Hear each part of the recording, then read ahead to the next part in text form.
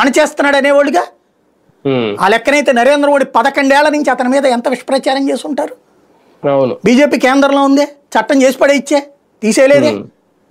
మీరు చూడండి, నరేంద్ర మోడీ స్పీచ్ అయిందనుకోండి, నేను అబ్జర్వ్ చేస్తుంటా చంద్రబాబు స్పీచెస్ కానీ ఈ వీటెట్లలో, ఫేస్బుక్లో వీటెట్లో, దాంట్లో అనేక మంది నెగిటివ్ కామెంట్స్ పెడతారు, కనీసం డిలీట్ కూడా చేయరు. అంటే సెకండ్ వెర్షన్ అలౌడ్ అక్కడ. ఇప్పుడు దుష్ప్రచారం అనే పదం వాడారు, వెరీ గుడ్. ఒక బ్యారేజీని, ప్రకాశం బ్యారేజీని పడవలతో కూల్చేయబోయారు అనే దుష్ప్రచారం కంటే ఒక ప్రభుత్వాధినేత, ఒక ప్రభుత్వమే చెప్పే అట్లాంటి దుష్ప్రచారం కంటే సోషల్ మీడియాలో ఎవరైనా చేస్తున్నారా? లేదు. దాని పేరేంటది, రీసెంట్గా చెప్పుకొచ్చినటువంటి ఇంకొక దుష్ప్రచారం, ఎరువులు. రైతులు ఎవరు లేరు, రైతులకు అసలు ఏ కష్టం లేదు, ఇది చెప్తే దుష్ప్రచారం చేస్తున్నారు, వాళ్ళ సంగతి ఏందో తేలుస్తా. క్యూ లైన్లో నుంచి ఉన్న వాళ్ళందరూ ఎవరు?